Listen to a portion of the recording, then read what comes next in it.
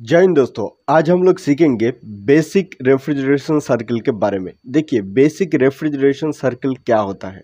हम लोग का जो कूलिंग सिस्टम होता है दोस्तों, चाहे वो फ्रीज हो सकता है, चाहे एसी हो सकता है, चाहे डीप फ्रीजर हो सकता है, कोई भी कूलिंग सिस्टम होने दीजिए। हम लोग का जो कूलिंग सिस्टम होता है, वो कूलिंग सिस्टम जो है जिस तरह से गैस को घुमा करके ठंडा का काम कंप्लीट करता है, कूलिंग का प्रोसेस को कंप्लीट करता है, उसको बोला जाता है रेफ्रिजरेशन सर्कल। ठीक है, तो आप कूलिंग सिस्टम में काम करेंगे तो आपको काम करने से पहले आपको ये जानना जरूरी है कि हम जो कूलिंग सिस्टम में काम करेंगे वो कूलिंग सिस्टम आखिर कैसे काम करता है, ये आपको जानना बहुत ही जरूरी होता है। तब जा करके आप एक बार जान जाएंगे कि रेफ्रिजरेशन सर्कल किस तरह से काम करते हैं, तो आप मान लीजिए 50% काम जो है आप सीख जाएंगे। ठीक है, और आप आईटीआई स्टूडेंट है। आईटीआई में आपका ट्रेड का नेम है एमआरएसी, यानी कि mechanic refrigeration and air conditioning. ठीक है, तो आपका ये वीडियो में बहुत कुछ जानकारी मिलेगा। और दूसरा ओर आप एसी टेक्नीशियन है और आप एसी का काम करना चाहते हैं, और आप कोई जगह में अगर एसी के लिए इंटरव्यू देने के लिए जाएंगे तो एसी का इंटरव्यू में दोस्तों 90% जो है पूछा जाता है कि आप एसी में काम करेंगे तो एसी किस तरह से गैस को घुमा करके ठंडा करता है, वो आप एक बार एक्सप्लेनेशन कीजिए। यानी कि ये बेसिक रेफ्रिजरेशन सर्कल आपसे पूछा जाएगा। आप सही से एक्सप्लेनेशन करेंगे, सही से बताएंगे, तो आपका सिलेक्ट होने का चांसेस 100% रहेगा। ठीक है, तो चलिए शुरू करते हैं।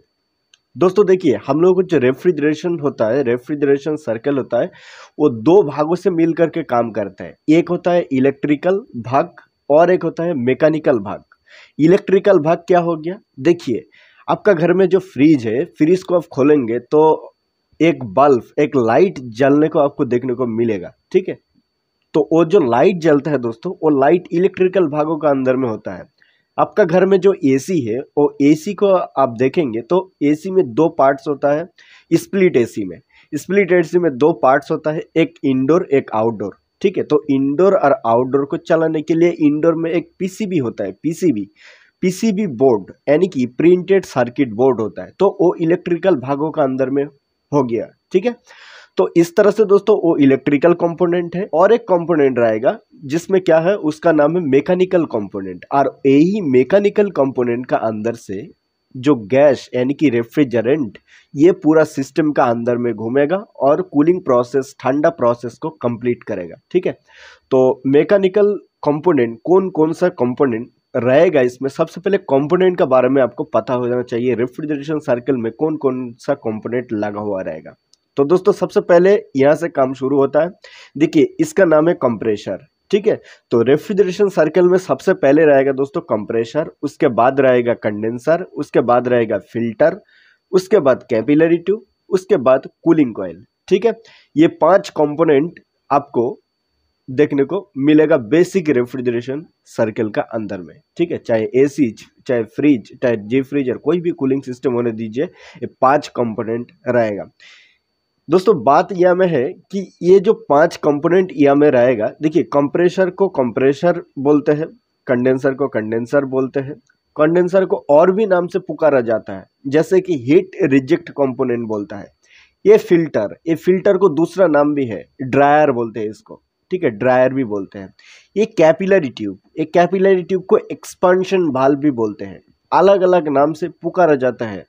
ये कूलिंग कॉइल, इसको बोला जाता है इवापोरेटर भी बोला जाता है। ठीक है, इसको अलग अलग नाम से पुकारते हैं अलग अलग जगह में। ठीक है, तो बेसिक रेफ्रिजरेशन सर्कल कैसे काम करते हैं, चलिए अभी देखते हैं। ये यहाँ से काम शुरू होता है बेसिक रेफ्रिजरेशन सर्कल का। ये है दोस्तों कंप्रेशर। कंप्रेशर क्या है, compressor is the heart of the refrigeration and air conditioning system. जो रेफ्रिजरेशन सर्कल है उसका हार्ट होता है कंप्रेशर। ठीक है, तो कंप्रेशर तो हार्ड हुआ, लेकिन एक कंप्रेशर का काम क्या होता है। Compressor is the component which is compress the gas from low pressure to high pressure. पहले बोला कंप्रेशर हार्ड है, अभी बोल रहा हूँ कंप्रेशर का काम। Compressor is the component which is compress the gas from low pressure to high pressure. दोस्तों ये कंप्रेशर जो है, इसका अंदर में पिस्टन असेंबली होता है। ठीक है, जब ये कंप्रेशर में सप्लाई मिलता है, कंप्रेशर को 220 सप्लाई जो सप्लाई होता है, ये कंप्रेशर का अंदर में कंप्रेसर मोटर रहता है, कंप्रेसर का अंदर में गैस रहता है और पिस्टन असेंबली होता है। तो कंप्रेसर को जब 220 सप्लाई मिलता है तो एक कंप्रेसर स्टार्ट होता है, और कंप्रेसर स्टार्ट होने का बाद इसका अंदर में जो पिस्टन असेंबली होता है, वो पिस्टन असेंबली से अंदर में जो रेफ्रिजरेंट यानी कि गैस होता है उसको चाप क्रिएट करता है, गैस को चाप क्रिएट करता है। ठीक है, गैस को चाप क्रिएट करता है which is compress the gas from low pressure to high pressure. Low pressure से चाप क्रिएट करता है हाई प्रेशर तक। गैस को लो प्रेशर से हाई प्रेशर करना कंप्रेसर का काम होता है। ठीक है, इतना ध्यान रखना कि कंप्रेसर का अंदर में जो पिस्टन असेंबली होता है उसका सहायता से कंप्रेसर जो है गैस को लो प्रेशर से चाप क्रिएट करके हाई प्रेशर बनाता है कंप्रेसर। ये बात ध्यान रखना। ठीक है, यही होता है कंप्रेसर का काम। ठीक है, तो दोस्तों देखिए, लो प्रेशर से गैस हाई प्रेशर किया, लेकिन हाई प्रेशर करके फायदा क्या है, कंप्रेसर में रह गया तो लो प्रेशर से हाई प्रेशर करके बाहर निकलना। ठीक है, तो बाहर किस रास्ते से निकालेंगे, तो देखिए कंप्रेसर अब देखेंगे तो कंप्रेसर का 3 लाइन आपको देखने को मिलेगा। ठीक है, 3 पॉइंट आपको देखने को मिलेगा।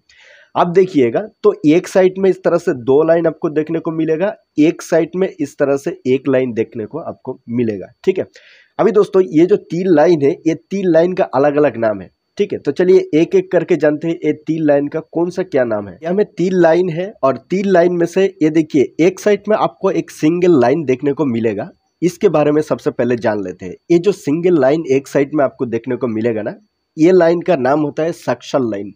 सक्शन मतलब क्या होता है, सक्शन मतलब कंप्रेसर जिस लाइन से गैस को अपनी तरफ खींचता है उसका नाम है सक्शन लाइन, यानी कि सक करना, अपनी तरफ खींचना, उसको बोलते हैं सक्शन। ठीक है, तो ये जो सिंगल लाइन आपको एक साइड में देखने को मिलेगा इसका नाम है सक्शन लाइन। ठीक है, उसके बाद देखिए एक साइड में इस तरह से 2 लाइन आपको देखने को मिलेगा। ठीक है, तो सबसे पहले देखिए ये जो लाइन है, ये जो लाइन है इसका नाम क्या है, ये लाइन का नाम है दोस्तों discharge line. Discharge, compressor gas को लो प्रेशर से हाई प्रेशर करके जिस लाइन से बाहर निकलता है उस लाइन को बोला जाता है डिस्चार्ज लाइन। तो ये जो लाइन होता है डिस्चार्ज लाइन। उसके बाद ये किनारा का ये लाइन का नाम होता है दोस्तों चार्जिंग लाइन। चार्ज करना, यानी कि ये लाइन से हम लोग कंप्रेसर का अंदर में गैस डाल सकते हैं, गैस चेक कर सकते हैं कितना गैस इसमें है। इसमें कंप्रेसर का अंदर में कंप्रेसर ऑयल रहता है, लुब्रिकेंट ऑयल बोला जाता है। तो कंप्रेसर का अंदर में ऑयल भी इस लाइन से हम लोग डाल सकते हैं, ये चार्जिंग लाइन से। ठीक है, तो ये 3 लाइन के बारे में जान लिया। ठीक है, तो चलिए अगला प्रोसेस क्या होता है, कंप्रेसर गैस को लो प्रेशर से हाई प्रेशर करने के बाद ये जो डिस्चार्ज लाइन है, ये डिस्चार्ज लाइन से गैस को बाहर निकल देगा। ठीक है, कंप्रेसर गैस को डिस्चार्ज लाइन से बाहर निकल देगा और ये गैस डिस्चार्ज लाइन से बाहर निकल के कहाँ जाएगा, डिस्चार्ज लाइन से गैस बाहर निकल के कंडेंसर में जाएगा। कंप्रेसर का बाद जिस कंपोनेंट होता है उसका नाम है कंडेंसर। ठीक है, तो कंप्रेसर से गैस डिस्चार्ज लाइन के माध्यम से बाहर निकल के कंडेंसर में जाएगा, और कंडेंसर में देखिएगा तो आप इस तरह से 2 लाइन आपको देखने को मिलेगा। देखिए कंडेंसर में इस तरह से 2 लाइन, 2 मुंडी, पाइप का 2 मुंडी आपको देखने को मिलेगा। तो ये डिस्चार्ज लाइन से गैस बाहर निकल के ये कंडेंसर का एक मुंडी में आएगा और कंडेंसर में गैस एंट्री होगा। ठीक है, कंडेंसर का अंदर में गैस एंट्री होगा और कंडेंसर का अंदर में गैस एंट्री होने का बाद पूरा कंडेंसर में घूमने का बाद दोस्तों ये गैस फिर से बाहर निकलेगा एक मुंडी से, पाइप का एक मुंडी से बाहर निकलेगा और ये गैस बाहर निकल के कहाँ जाएगा, ये गैस बाहर निकल के दोस्तों ये फिल्टर में जाएगा। ठीक है, अभी यहाँ में और एक बात आपको समझना पड़ेगा।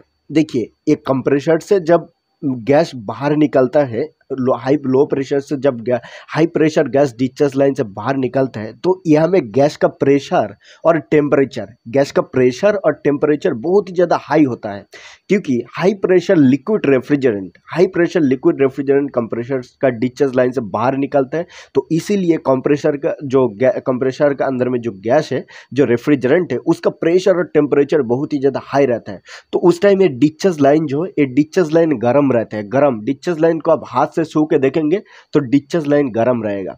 डिस्चार्ज लाइन जो है हमेशा गर्म रहता है दोस्तों। तो ये डिस्चार्ज लाइन से गैस बाहर निकाल के कंडेंसर में एंट्री होगा और कंडेंसर में आप देखेंगे तो इस तरह से रिंग टाइप का है। दोस्तों ये हमें रिंग टाइप क्यों हुआ, सिंपल क्यों नहीं हुआ, ये क्वेश्चन आपका माइंड में आएगा ही आएगा। मेरे भी आता था, जो है ये रिंग रिंग कैसे हुआ कैसे? ये सिंपल भी हो सकता है, सीधा पाइप लगा देने का था।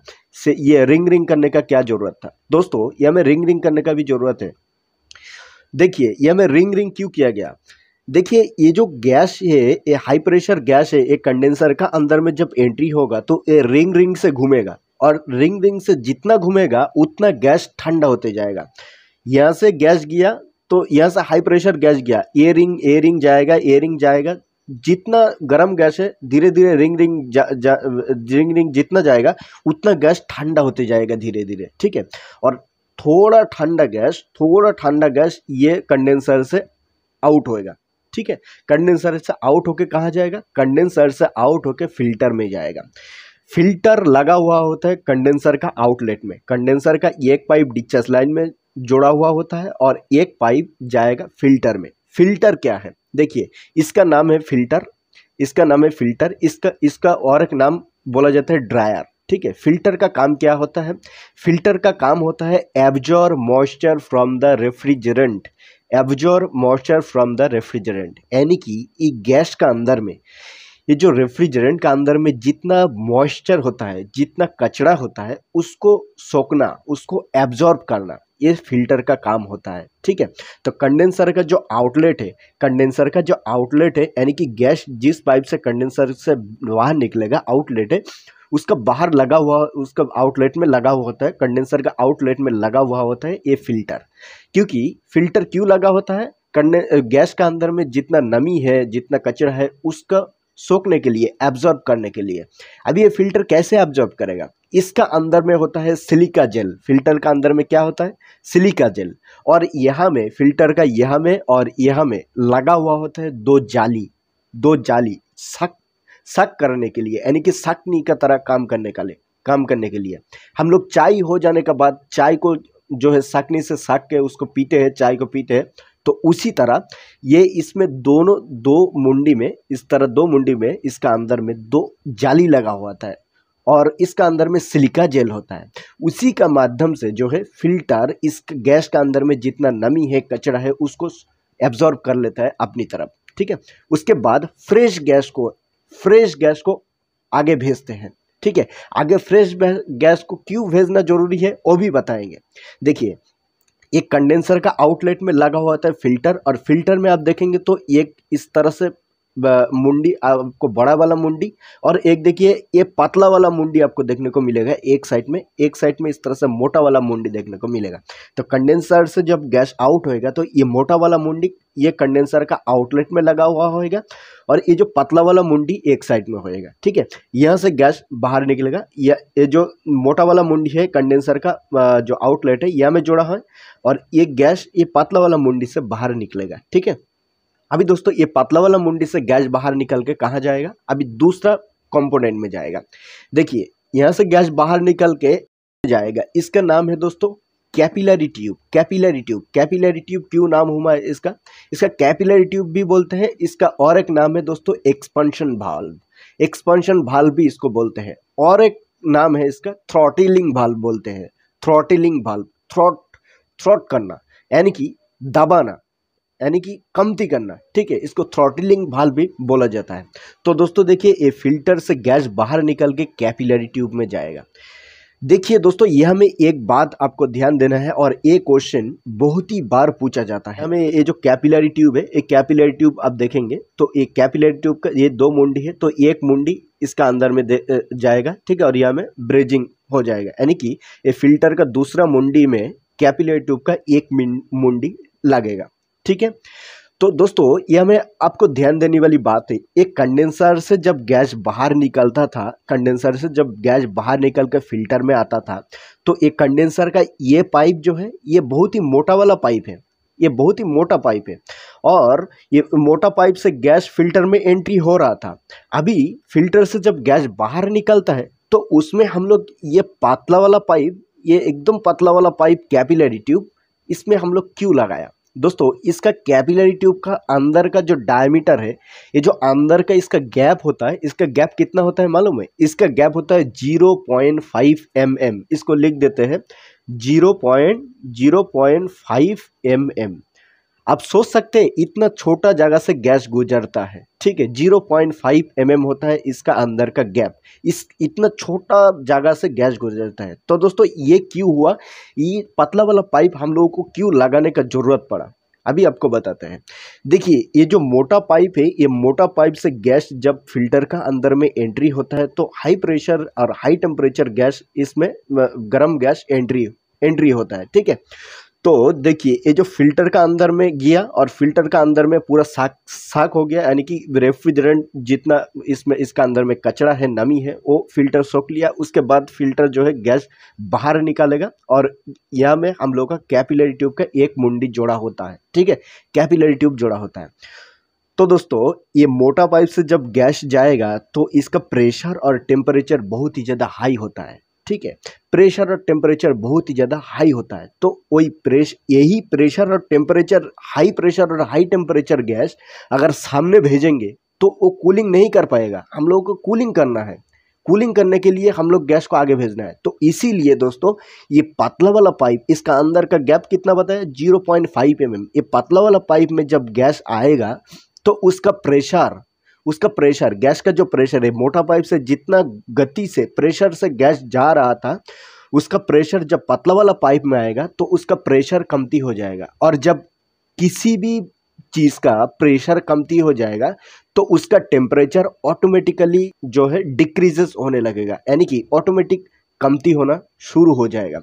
किसी का प्रेशर, देखिए इसका जो गति है, गैस जा रहा था 100 स्पीड का गति में, जब पतला वाला पाइप में आएगा तो उसका गति 100 से 90 80 इस तरह कमती होते होते एकदम 0 आ जाएगा। और जब माइनस में आने लगेगा तो ठंडा होते जाएगा, ठीक है।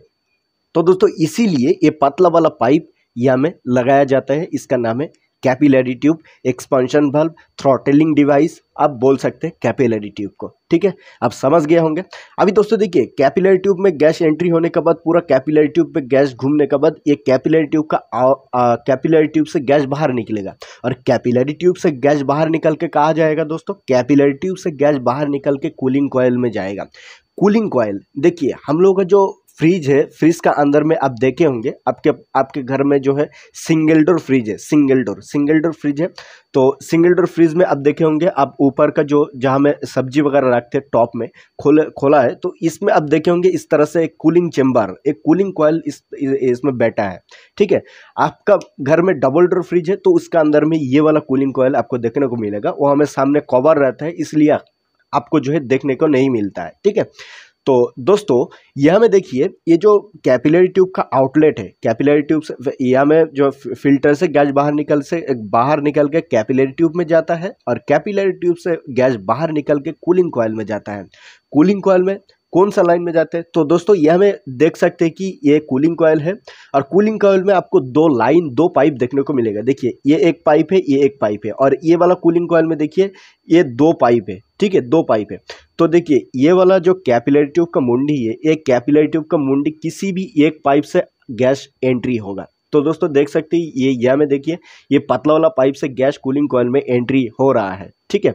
यानी कि दोस्तों एक कैपिलरी ट्यूब का माध्यम से गैस कूलिंग कॉइल में एंट्री होता है। एक क्वेश्चन भी पूछा जाता है कि कौन सा पाइप का माध्यम से कूलिंग कॉइल में गैस एंट्री होता है, तो आपको उस टाइम बोलना कैपिलरी ट्यूब का माध्यम से गैस कूलिंग कॉइल में एंट्री होता है, ठीक है।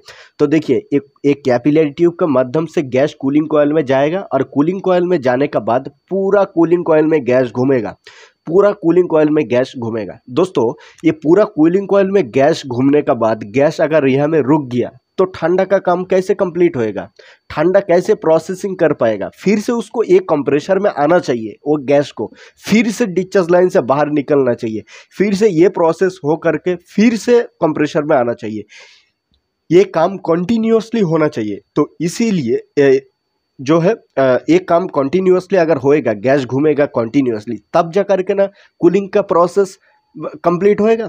अगर देखिए कूलिंग कॉइल में आने के बाद गैस रुक गया, गैस अटक गया, तो वो ठंडा का काम कंप्लीट नहीं होएगा। तो कैपिलरी ट्यूब का माध्यम से कूलिंग कॉइल में गैस एंट्री होता है। एंट्री होने का बाद कूलिंग कॉइल में पूरा गैस घूमता है। उसके बाद दोस्तों ये लाइन से देखिए, ये बगल में जो एक लाइन बचा है, ये लाइन से गैस रिटर्न कंप्रेसर में आता है। और रिटर्न कंप्रेसर में जिस लाइन से आता है वो है दोस्तों सक्शन लाइन। बोला था सक करना, गैस की अंदर की तरफ खींचना।